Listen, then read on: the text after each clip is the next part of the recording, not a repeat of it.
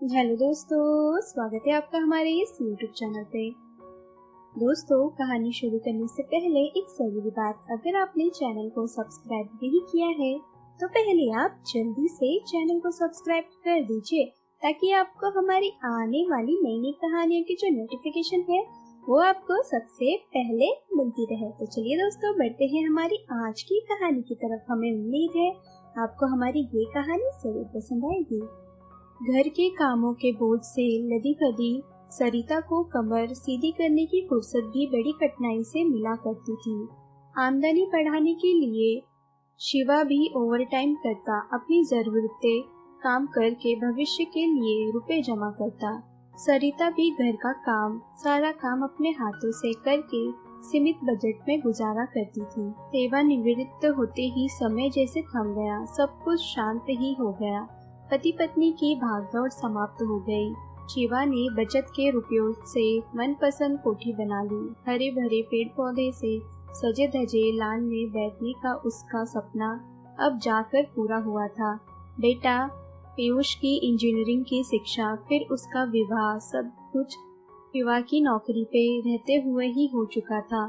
पीयूष अब नैनीताल में पोस्टेड है। बेटी प्रीति पति व बच्चों के साथ चेन्नई में रह रही थी। दामाद फैक्ट्री का मालिक था। शिवा ने अपनी कोठी का आधा हिस्सा किराए पर उठा लिया था। किराए की आमदनी, पेंशन व बैंक में जमा रकम के ब्याज से पति पत्नी का गुजारा आराम से चल रहा था। घर में सुख सुविधा के सारे साधन उपलब्ध थे। सरिता पूरे दिन टेलीविजन देखती, आराम करती या ब्यूटी पार्लर जाकर चेहरे की झुर्रियां मिटवाने के फेशियल कराती। शिवा हंसते, तुम्हारे ऊपर बुढ़ापे में निखार आ गया है, पहले से अधिक खूबसूरत लगने लगी हो। शिवा व सरिता सर्दी के मौसम में प्रीति के घर चेन्नई चले जाते और गर्मी का मौसम जाकर उसके घर नैनीताल में गुजारते। पुत्री दामाद बेटा बहू सभी उनके सम्मान में झुके रहते। दामाद कहता, आप मेरे माँ बाप के समान हैं, जैसे वे लोग वैसे ही आप दोनों। बुजुर्गों की सेवा नसीब वालों को ही मिला करती है। विवाह सरिता अपने दामाद की बातें सुनकर गदगद उठते। दामाद उन्हें अपनी गाड़ी में बैठाकर चेन्नई के दर्शनीय स्थानों पर घुमाता, बढ़िया भोजन खिलाता। नौकरानी रात को दूध का गिलास दे जाती। सेवा करने में बहू बेटा भी कम नहीं थे। बहू अपने सास ससुर को बिस्तर पर ही भोजन की थाली लाकर देती व दूल्हे कपड़े पहनने को मिलते। बहू बेटों की बुराइयां करने वाली औरतों पर सरिता व्यंग कसती कि तुम्हारे अंदर ही कमी होगी कि तुम लोग बहुओं को सताती होगी। मेरी बहू को देखो, मैं उसे बेटी मानती हूँ, तभी तो वह मुझे सुख आराम देती है। शिवा भी दामाद की प्रशंसा करते न आघाते, सोचते पता नहीं क्यों लोग दामाद की बुराई करते हैं और उसे यमराज कहकर उसकी सूरत से भी भय खाते हैं। एक दिन प्रीति का फोन आया। उसकी आवाज में थोड़ी घबराहट थी। माँ, गजब हो गया, हमारे घर में, फैक्ट्री में, सभी जगह आयकर वालों का छापा पड़ गया है और वे हमारे जेवर तक निकाल कर ले गए। वे शिवा सरिता के हाथ से फोन छीनकर बोले, यह सब कैसे हो गया बेटी? जेठ के कारण। सारी गलती उन्हीं की है। सारा अफेयर वो करते हैं तो उनकी गलती का नतीजा हम भोगना पड़ता है। उन्होंने सारे पैसों में हेर फेर कर रखी है। ये बोलते ही प्रीति रो पड़ी। शिवा बेटी को सांत्वना देते रह गए और फोन कट गया। वह धम से कुर्सी पे बैठ गए। वह जैसे शरीर में खड़े रहने की ताकत ही नहीं रह गई है और सरिता का तो जैसे मानसिक संतुलन ही खो गया। वह पागलों की भांति अपने सिर के बाल नोचने लगी। शिवा ने आने पाने वाला सरिता को पानी पिलाकर धैर्य बंधाया कि अवरोध तो आते ही रहते हैं, सब ठीक हो जाएगा, तुम चिंता मत करो। एक दिन बेटी दामाद उनके घर आ पहुँचे। उनको छोड़कर प्रीति अपनी परेशानी बयान करने लगी। पापा, हम लोग जेठ जेठानी से अलग हो रहे हैं, इन्हें नए सिरे से काम जमाना पड़ेगा। कोठी छोड़कर किराए के मकान में रहना पड़ेगा। काम शुरू करने के लिए लाखों रुपए चाहिए। हमें आपकी मदद की सख्त जरूरत है। दामाद हाथ जोड़कर सास ससुर से विनती करने लगा, पापा, आप लोगों का ही मुझे सहारा है। आपकी मदद न मिली तो मैं बेरोजगार हो जाऊंगा, बच्चों की पढ़ाई रुक जाएगी। शिवा व सरिता अपनी बेटी व दामाद को गरीबी की हालत में कैसे देख सकते थे। दोनों सोच विचार करने बैठ गए। फैसला यह लिया कि बेटी दामाद की सहायता करने में हर्ज ही क्या है। यह लोग सहारा पाने और कहाँ जाएंगे, अपने ही काम आते हैं। यह सोचकर शिवा ने बैंक में जमा सारा रुपया निकालकर दामाद के हाथों में थमा दिया। दामाद ने उनके पैरों पर गिरकर कृतज्ञता जाहिर की और कहा कि वह इस रकम को साल भर के अंदर ही वापस लौटा देगा। शिवा सरिता को रकम देने का कोई मलाल नहीं था। उन्हें भरोसा था कि दामाद उनकी रकम को लेकर जाएगा कहाँ। कह रहा है तो लौटाएगा अवश्य। फिर उनके पास जो भी है बच्चों के लिए ही तो है, जो कि सहायता करना उनका फर्ज है। दामाद उन्हें माँ बाप के समान मानता है तो उन्हें भी उसे बेटे के समान ही मानना चाहिए। अपना फर्ज पूरा करके संपत्ति राहत का आभास कर रहे थे। बेटे फारस का फोन आया तो माँ ने उसे सभी कुछ स्पष्ट रूप से बता दिया। तीसरे दिन ही बेटा बहू दोनों अक्षातित रूप से दिल्ली आ धमके। उन्हें इस तरह आया देखकर शिवा व सरिता हंस रह गए। बेटा सब ठीक है ना? शिवा उनके इस तरह आ जाने का कारण जानने के लिए उतावले हुए जा रहे थे। सब ठीक होता तो हमें यहाँ आने की जरूरत ही क्या थी? तनावग्रस्त चेहरे से पीयूष ने जवाब दिया। बहू ने बात को स्पष्ट करते हुए कहा, आप लोगों ने अपने खून पसीने की कमाई दामाद को दे डाली।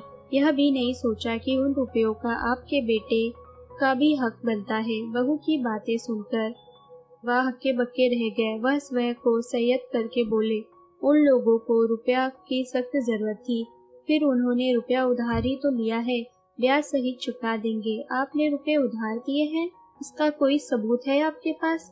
आपने उनके साथ कानूनी लिखा पढ़ी करा ली है? वे क्या पराये हैं जो कानूनी लिखा पढ़ाई कराई जाती, वह सबूत रखे जाते? पापा, आप भूल रहे हैं कि रुपया किसी भी इंसान का ईमान डगमगा सकता है। मेरा दामाद ऐसा इंसान नहीं है। सरिता बोली, प्रीति भी तो है, वह क्या दामाद को बेईमान करने देगी? यह तो वक्त ही बताएगा कि वे लोग बेईमान है या ईमानदार। पर पापा, आप यह मकान मेरे नाम कर दे। कहीं ऐसा ना हो कि आप बेटी दामाद के प्रेम में अंधे होकर मकान भी उनके नाम कर डाले। बेटी की बातें सुनकर शिवा व सरिता सन्न रह गए। हमेशा मान सम्मान करने वाले, सलीके से पेश आने वाले बेटा बहू इस प्रकार का अशोभनीय व्यवहार क्यों कर रहे हैं, उनकी समझ में नहीं आ रहा था। आखिर बेटा बहू सर पर शांत हुए कि बेटी दामाद ने अगर रुपए वापस नहीं किए तो उनके ऊपर मुकदमा चलाया जाएगा। बेटा बहू कई तरह के हिदायत देकर नैनीताल चले गए, पर शिवा व सरिता के मन में चिंताओं का बोझ आ पड़ा था। सोचते उन्होंने बेटी दामाद की सहायता करके आखिर क्या गलती की है। वे बेटी के सुख से अधिक कीमती थोड़े ही थे। हफ्ते में 2 बार बेटी दामाद का फोन आता तो दोनों पति पत्नी भाव विवल हो उठते। दामाद बिल्कुल हीरा है, बेटे से बढ़कर अपना है। बेटा कपूर बनता जा रहा था। बहू के कहने में चलता है। बहू ने ही जोश को उनके खिलाफ भड़काया होगा। अब शिवा व सरिता उनकी प्रतीक्षा कर रहे थे। दामाद उनका रुपया लौटाने आएगा और वे सारा रुपया उठाकर बेटा बहू के मुंह पर मार कर कहेंगे कि इसी रुपए की खातिर तुम लोग रिश्ते को बदनाम कर रहे थे ना। लो रखो इन्हें। कुछ माह बाद ही बेटी दामाद का फोन आना बंद हो गया तो शिवा सरिता चिंतित हो उठे। वे अपनी तरफ से फोन मिलाने का प्रयास कर रहे थे, पर पता नहीं क्यों फोन पर प्रीति व दामाद से बात नहीं हो पा रही थी। इस साल की तरह इस साल भी व सरिता ने चेन्नई जाने की तैयारी कर ली थी और बेटी दामाद के बुलावे की प्रतीक्षा कर रहे थे। एक दिन प्रीति का फोन आया तो शिवा की उसकी खैरियत पूछने के लिए प्रश्नों की छड़ी लगा दी, पर प्रीति ने सिर्फ यह कहकर फोन रख दिया कि वे लोग इस बार चेन्नई न आए क्योंकि नए मकान में अधिक जगह नहीं है। सरिता बेटी के ढेर सारी बातें करना चाहते थे। दामाद के व्यवहार के बारे में पूछना चाहते थे कि वो क्या व्यवसाय कर रहा है। अपने रुपयों की बात करना चाहते थे, पर प्रियंका ने कुछ कहने का मौका ही नहीं दिया। बेटी दामाद की इस बेरुखी का कारण उनकी समझ में नहीं आ रहा था। देखते देखते साल पूरा हो गया। फिर एक दिन हिम्मत करके शिवा ने बेटी से रुपए की बाबत भी पूछ लिया। प्रीति जख्मी शेरनी की भांति गुर्रा उठी। अब कैसे पीता है कि बेटी के सुख से अधिक आपको रुपए प्यारे हैं। अभी तो इनका काम शुरू ही नहीं हुआ है। अभी से एक साथ इतना सारा रुपया निकाल लेंगे तो आगे काम कैसे चलेगा। दामाद भी बोला, मेरे स्थान पर आपका बेटा होता तो क्या आप उससे भी वापस मांगते? आपके पास रुपए की कमी है क्या? यह रुपया आपके पास बैंक में फालतू पड़ा था। मैं इस रुपए से ऐश नहीं कर रहा हूँ, आपकी बेटी को ही पाल रहा हूँ। पुत्री दामाद की बातें सुनकर सरिता सन्न रह गए और रुपए वापस मिलने की तमाम आशाएं निर्मूल साबित हो गई। उल्टे वे उनके बुरे बन गए। रुपया तो गया ही, साथ में मान सम्मान भी चला गया। रोश का फोन आया, पापा रुपए मिल गए। विवाह चकरा गए कि क्या उत्तर दे। संभल कर बोले, दामाद का काम जम जाएगा तो रुपए भी आ जाएंगे। पापा साफ क्यों नहीं कहते कि दामाद ने रुपए देने से इनकार कर दिया। वह बेईमान निकला। रोश दहाड़ा। सरिता की आंखों से आंसू बह निकले। वह रोती हुई बोली, बेटा तो ठीक कह रहा है, दामाद सचमुच बेईमान है, रुपए वापस नहीं करना चाहता। उन लोगों पर धोखाधड़ी करने का मुकदमा दायर करो, जैसे सैकड़ों सुझाव उसने फोन पर ही दे डाले थे। सिवा व सरिता एक दूसरे का मुंह देखते रह गए। क्या वे अपने बेटी दामाद के खिलाफ यह सब कर सकते थे? चूंकि वे अपनी शर्त पर कायम नहीं रह सके, इसलिए पीयूष मकान अपने नाम कराने दिल्ली आ धमका। श्री दामाद से तो संबंध टूट ही चुके थे, बेटा बहू से भी ना टूट जाए, यह सोचकर दोनों ने कोठी का यतनामा सारी कानूनी कार्रवाई करके पूरे कागजात बेटे को थमा दिए। तो संतुष्ट भाव से चला गया, बोझ उतर गया। सिवा ने सरिता की तरफ देखकर कहा, अब ना तो मकान की रगाई पुताई करने की चिंता, ना हाउस टैक्स जमा कराने की।